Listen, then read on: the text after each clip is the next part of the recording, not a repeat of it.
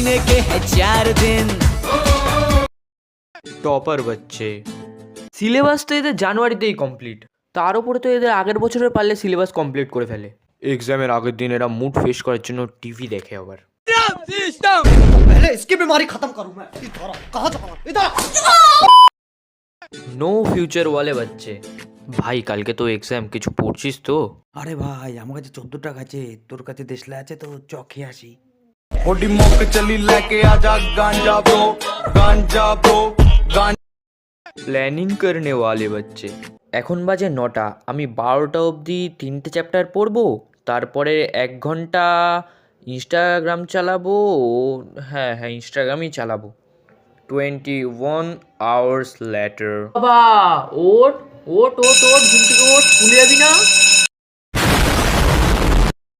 Teacher के घर से पेपर चुराने वाले बच्चे। এই এবার কাজল নাট্য স্যার নাকি পেপার বিশাল কঠিন করেছে। হ্যাঁ ভাই জানিস তো, সবাই তাই বলছে। শোন ভাই, আমার কাছে একটা হেভি প্ল্যান আছে।